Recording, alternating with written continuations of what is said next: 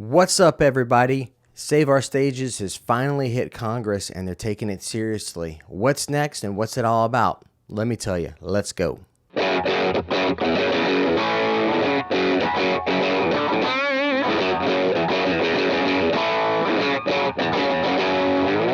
Hey. I'm Sweet Deet. Thanks so much for finding my channel. If you are new here, welcome. You'll find everything from business, finance, strategy, all through the scope of being a musician or creative. So there's plenty of information for you and everyone. So at any point in this presentation, if you dig it, give it a like, give it a subscribe, tell your friends. So before we dive into it, I always give an artist of the day, so let's talk about that.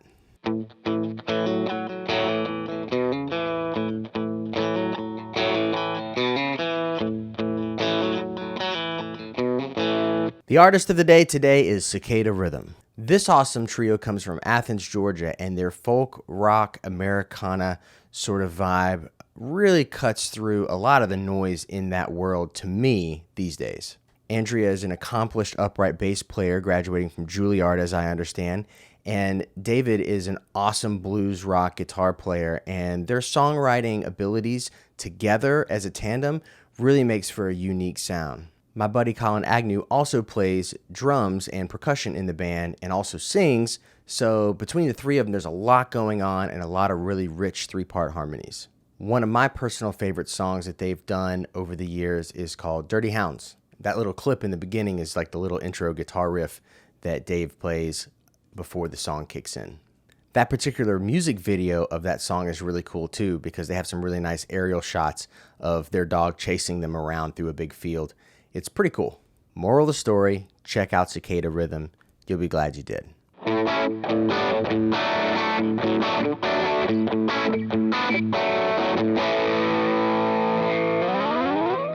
Save Our Stages. Have you heard of it? This hashtag has been floating around all social media platforms for the last several months and is finally getting taken seriously by the United States government. So, where does it come from? I'm so glad you asked. The National Independent Venue Association started this hashtag, and they are the ones responsible behind this whole movement. Now, this particular organization, it makes up about 2,000 different independent music venues. So these are not massive clubs we're talking about. These are smaller venues.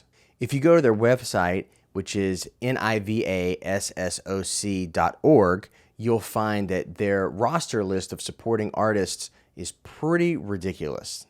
Basically, every artist from the last 20 years or so, or even longer than that, like people like Mavis Staples that's been around longer than I've been alive, everybody's on this list is basically what I'm trying to get at. We all know how important small music venues are. Some of my most favorite memories have been in a small room listening to a band just before they become something bigger.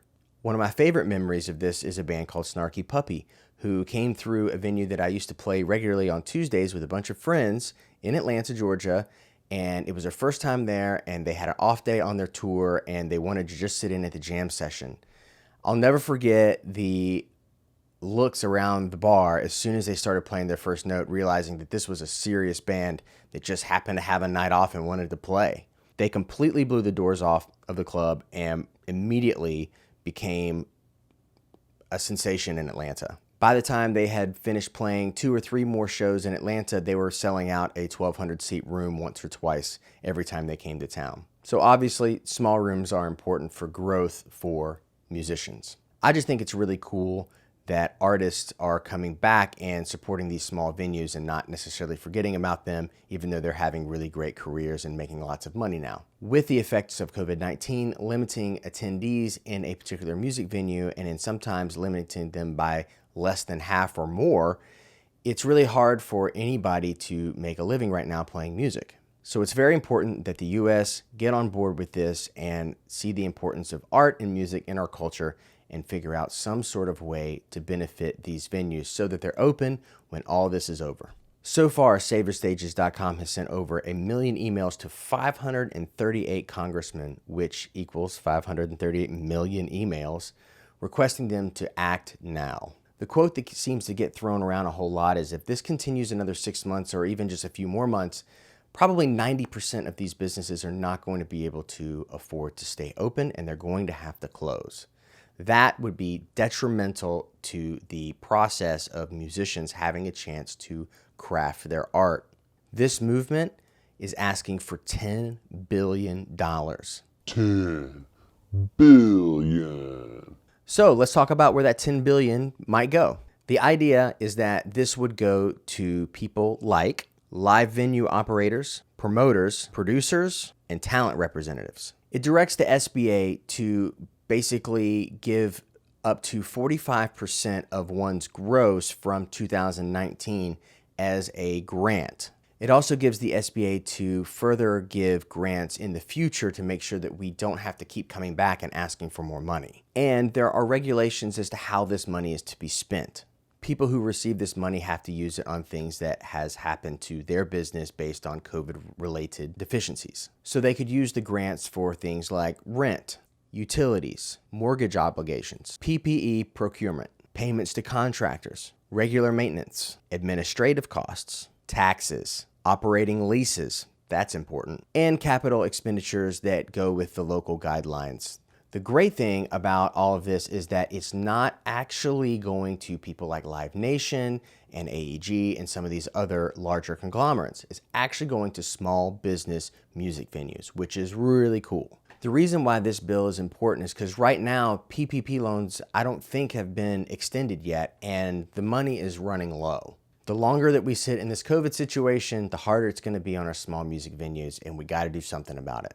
This has just hit Congress's floor, so be on the lookout, follow the hashtag, save our stages, and make sure you stay in the know, or just subscribe right here and like the video. I'll continue to give updates as it comes out, because this is probably one of the biggest pieces of legislation for the small musician or the small stage that has been in Congress's hands in some time. So until next time, I'm Sweet Deet. Thanks for checking out the channel, and make sure you leave a comment below and let me know what you think of this whole endeavor. See you next time.